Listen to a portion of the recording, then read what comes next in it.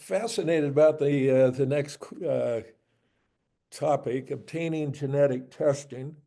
From a patient standpoint and from a father's standpoint, my advice would be get all the insurance you can before you have genetic testing.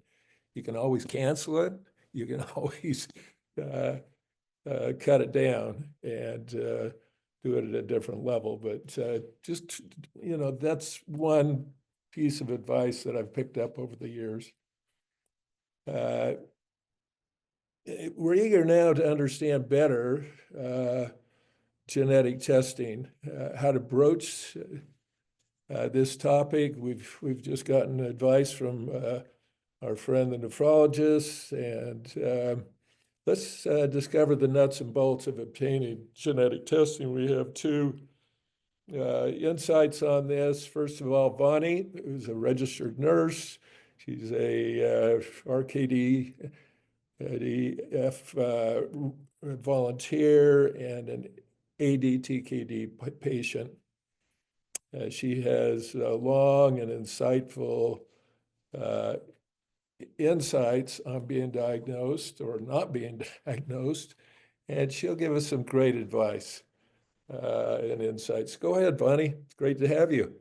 Hey, thanks for having me. And I appreciate all of you for taking the time to listen today. And I did wear my green. Thanks, Sharon, for the reminder. So both of my parents passed away on dialysis. My mom was diagnosed with chronic kidney disease when she was 52 years of age, and my father was in his 80s. So I'm not really sure where the gene came from. My mom was told that she had polycystic kidney disease, and my father was told he had uncontrolled blood pressure and renal artery stenosis. So then when I was in college, I was tested and told I was negative. So, I just went along my merry way until about 2019. I just had routine blood work done with my primary care doctor, and my labs came back and I saw that my eGFR was 72. So usually it only says above 60. So I was kind of surprised, as I'm a pretty healthy person. So I talked to my primary care doctor and he ordered more labs. Then he ordered a renal ultrasound, vascular ultrasound. Everything looked good. So he's like, well, we're gonna just keep monitoring this. And, so I went about my merry way. And then finally in 2022, I saw more lab work and I'm like, my eGFR is continuing to decline. And it's starting to stress me out because I saw both my parents on dialysis and I really did not want to go that way. So I was trying to figure out what was I doing wrong? So I took it upon myself to schedule an appointment with a nephrologist. Very nice doctor, ordered tons more labs, more ultrasounds. And then he was thinking maybe it was like anemia with borderline hypertension. So he gave me medication, said to come back in 6 months. So unfortunately, he left the Cleveland Clinic and he moved to another state. So they switched me to a new provider who was very nice, but he was very focused on blood pressure and getting a biopsy. And so I even had one scheduled, canceled a few days before, as I was concerned with complications, as I've had bleeding problems in the past. So at this point, I'm starting to become a little neurotic and checking my blood pressure numerous times a day. And writing it down. I mean, I have papers and papers of my blood pressure because I would go in the doctor's office, and because I was so anxious, it was one of those things that it was always high. And they'd be like, oh, it's your blood pressure. I'm like, I swear when I'm at home, it's not.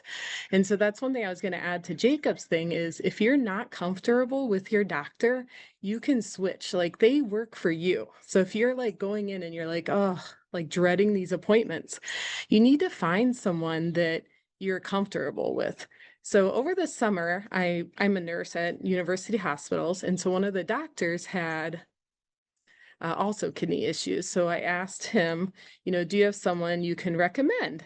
So of course the wait list was 6 months to get an appointment with her with university hospitals. She's a wonderful person. As soon as I got there, I felt like she was actually listening to me, her concerns. She was really asking a lot of questions. And so the first thing she said was, we should do genetic testing. So she already had the box and she just handed it to me and she's like, take this home, mail it the next day. So 3 weeks later, I got an email and I had the diagnosis of UMOD. So of course that day I read every single article that was ever written. And thankfully I also found the Rare Kidney Disease Foundation.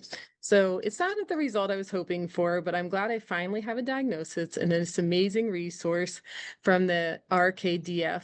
And I look forward to volunteering my time and helping others in my shoes.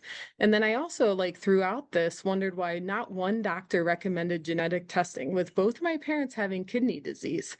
So another thing that I want to bring up is since 2019, I have spent almost $20,000 in lab work, ultrasounds, appointment with specialists. When I feel like if genetic testing was offered to me a few years ago, maybe we would have known what was going on.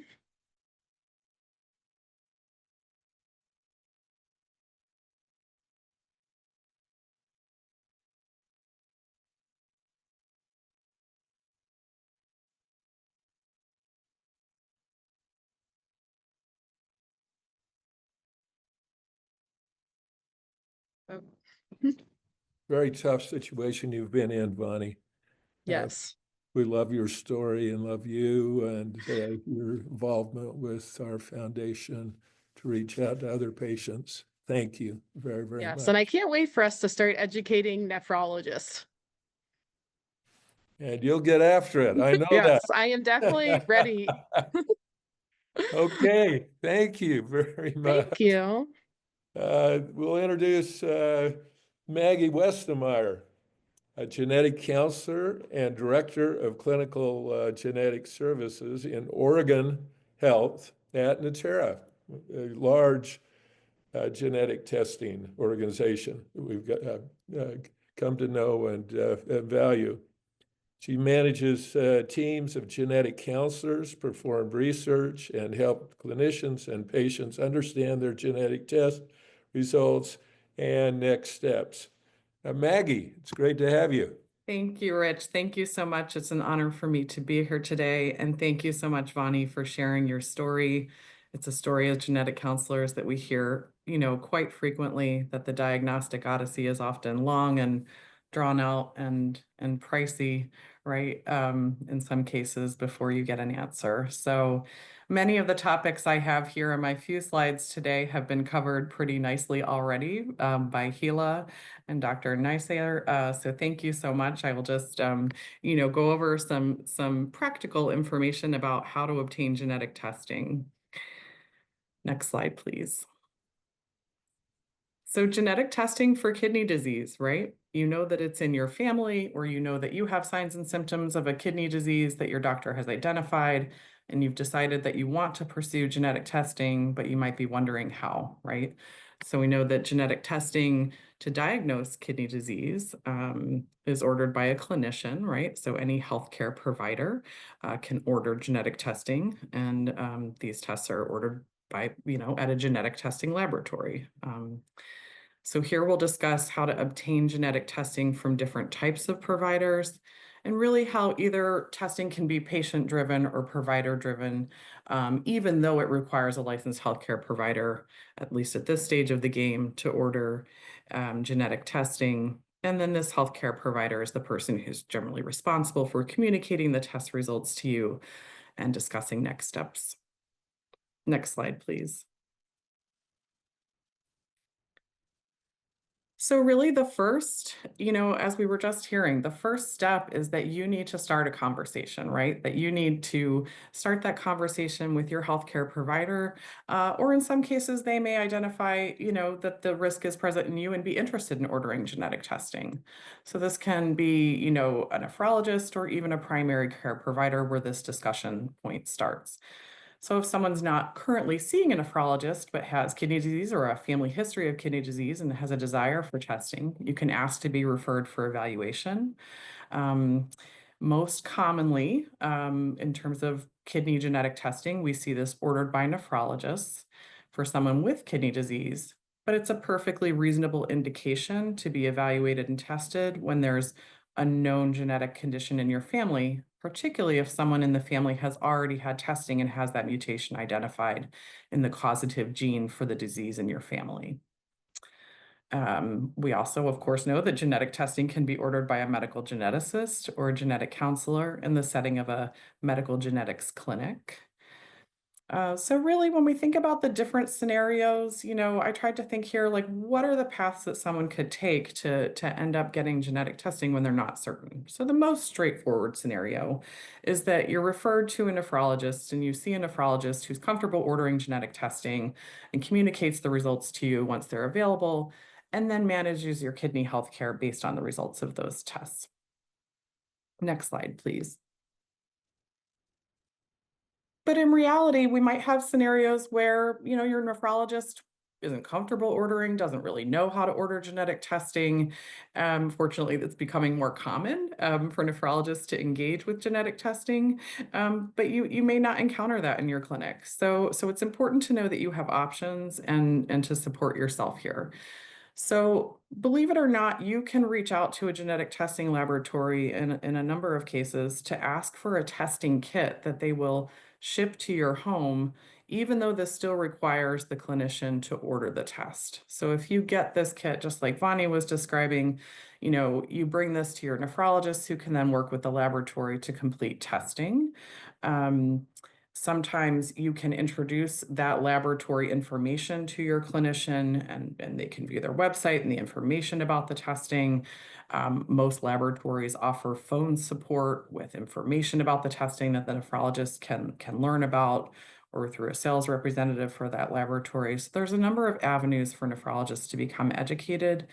If you approach them and they still need to learn more before being ready to order testing.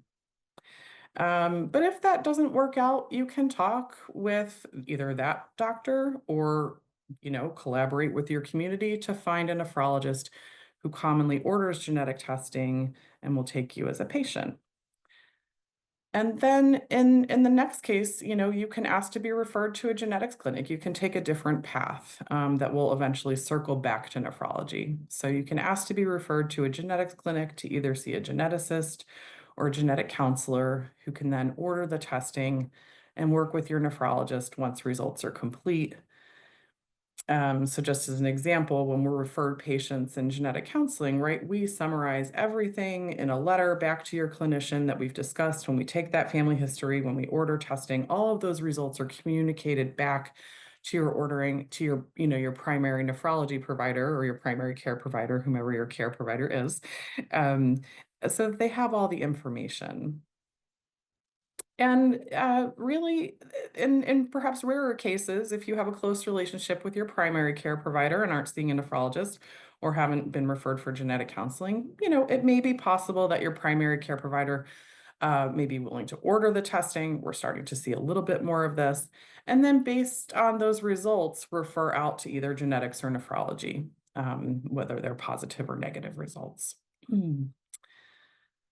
You can empower your nephrologist to understand the benefits of genetic testing. So genetic testing can help you not only understand how your genes might impact your kidney health, but they can also help determine a more personalized treatment plan for you and let you know if your family members are at risk for kidney disease. And as we heard earlier, that can impact all sorts of things like family planning, understanding who in the family is eligible for donation, should you need a transplant, and those sorts of things. It's important for you to educate your provider and to educate yourself that genetic testing is generally covered by insurance.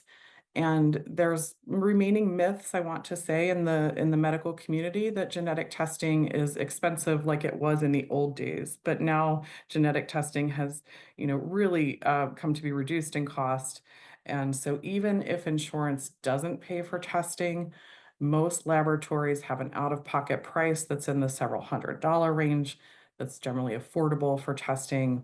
And then most laboratories also offer a reduced cost or free testing program using their compassionate care program, where you provide some income information, some financial information to the laboratory, and then they may have a sliding fee scale based on that, which can really, make the test even more affordable.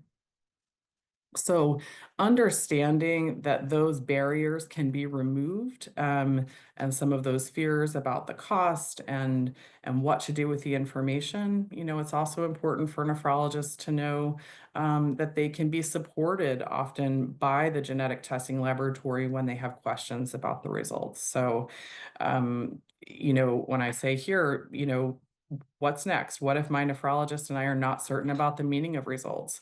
This is where the genetics community can step in, and that can be through an academic medical center where genetic counselors are present. It can also, you know, for example, in my case, I work for the laboratory and I have a team of 7 genetic counselors where, you know, all that we do is renal genetics. And so we counsel patients and clinicians about the meaning of their test results to help support nephrologists in making good care decisions, and see what other, you know, workup and healthcare might be needed for patients with a genetic kidney disease identified. So as mentioned before, you can seek genetic counseling and find a local genetic counselor on the National Society of Genetic Counselors website listed here, and they have a Find a Counselor feature there. And as in our case, and perhaps in the case of some other laboratories, you know, the lab may offer complementary genetic counseling services. Genetic counselors can help with understanding test results by providing easy to understand information, including the health benefits, and planning for testing in family members or future children.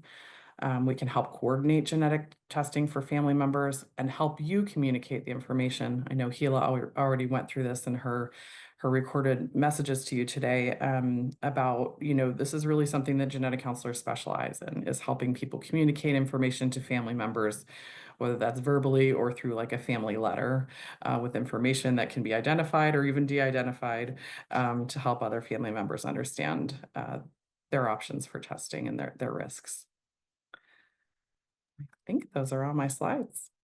Thank you. Excellent. Kathy, questions? Okay.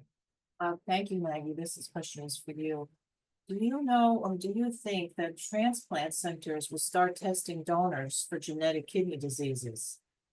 Yes, and that does already go on to an extent. One principle that we should really focus on and be aware of is that in order for a donor to be worked up, though, appropriately, the affected family member, the person who's going to have the transplant, really needs to have the genetic testing first. Because if you test for something in a donor, but you don't know what you're testing for, and it comes back negative, right? Meaning a genetic change wasn't found.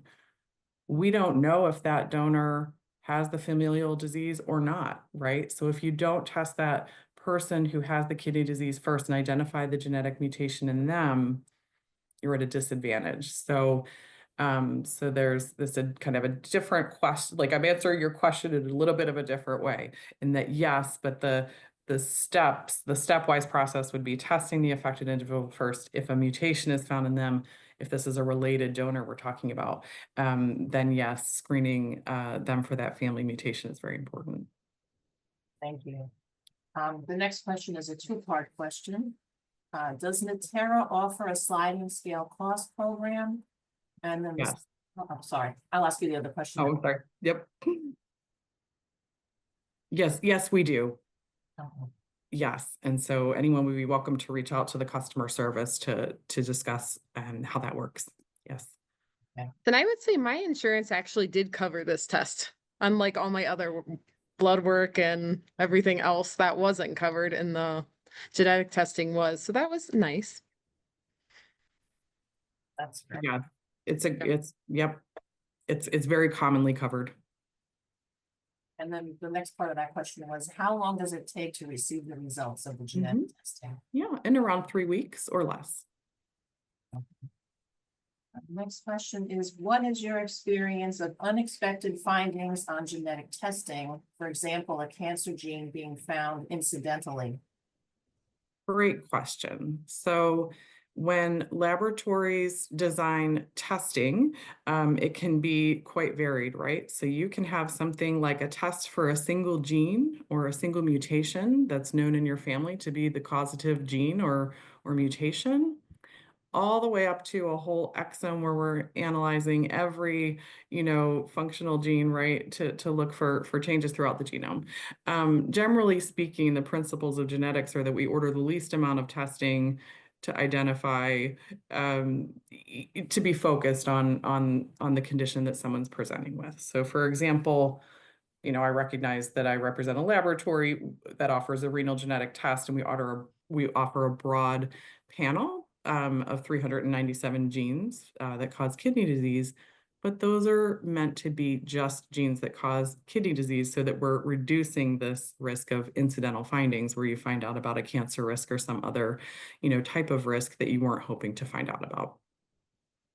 So those are the discussions that you would have in a pre-test setting with your provider, or certainly with a genetic counselor, about the risks and benefits and, you know, limitations and things about like incidental findings prior to choosing testing. Thank you. The next question, I think is for Maggie. Will insurance cover the cost of genetic testing if I am asymptomatic with no family history of kidney disease? They may or they may not. So in those, you know, in general, you have to have some sort of diagnosis, like a family history or kidney disease to have coverage, but that's something you can investigate with your insurance company. I think I want to just add to that, though, that in the current state, you know, again, where many years ago this may not have been the case, if someone's interested in having that type of having genetic testing, where insurance doesn't pay, the fees can still be reasonable at laboratories for self-pay. Okay. The next question is for Vonnie. Was your insurance affected by your results?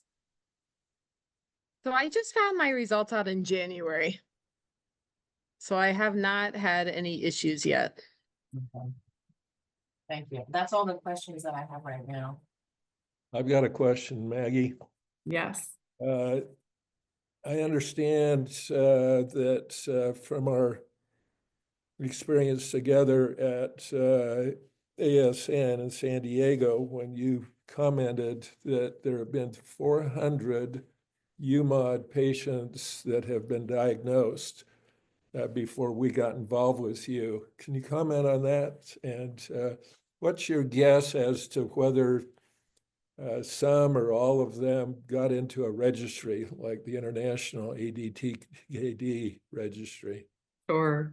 So I do know that Natera has tested over 140,000 patients to date for genetic kidney disease.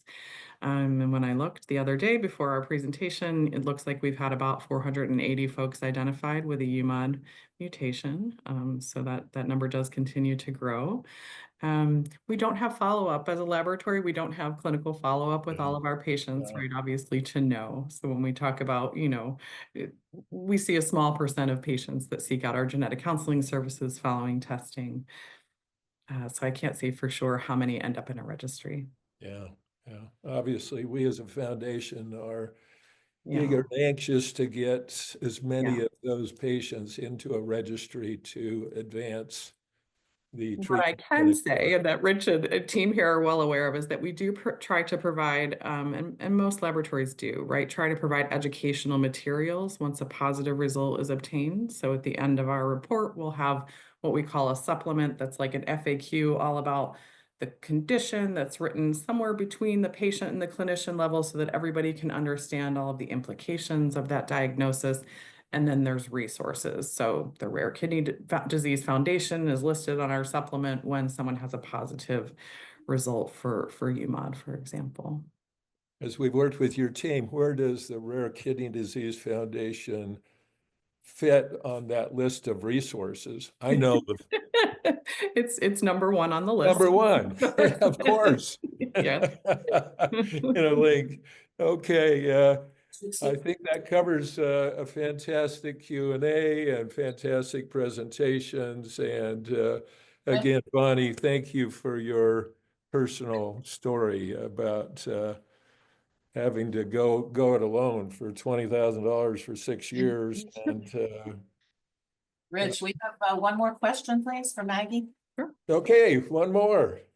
If a gene panel was negative 5 years ago, is it worth rerunning the gene tests as the panel might be expanded since the 5-year period? That's a wonderful question, and the answer will be unique to you and your family history and what you were tested for previously. So that's where you know, if there's a gene for a condition that wasn't on a panel that is now, yes, it may be worth retesting, right? But really it just varies on what someone's family and medical history and what the prior testing involved. So yes, there do continue to be incremental improvements to genetic testing over time, and in some cases, retesting is a worthwhile endeavor.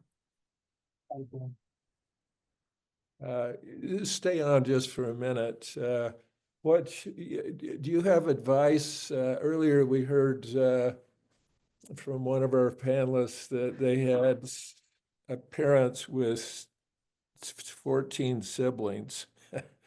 And that used to happen a lot. I have a great-grandfather that caused a lot of I don't know if it was a spontaneous mutation back in Denmark in the 1850s, but he had 10 other siblings. Well, death records aren't very accurate. How do you track back? Do you have any advice, either of you specifically, on how do you track back? I've actually got a suggestion, but anything from the two of you?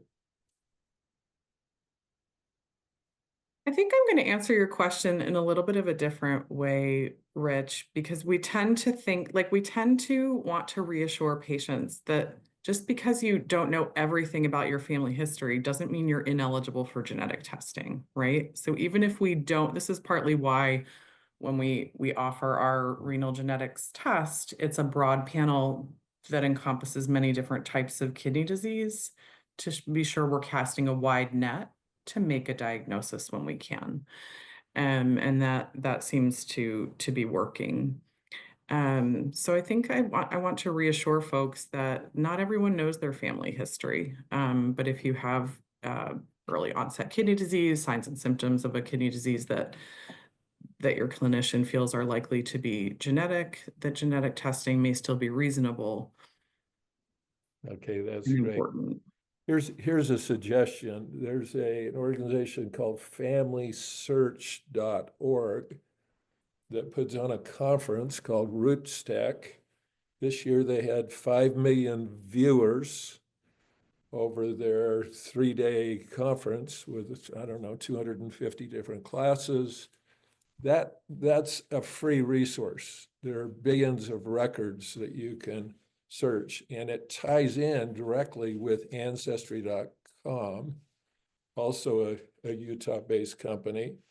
23andMe has gone through some serious problems, and so I would personally recommend, that's how we have tracked our family back into Denmark. My brother actually wants me to go knock on doors in Denmark in a little village to find, Rasmus Nielsen and some of his siblings that don't have accurate reported records. But I think it's really important to find.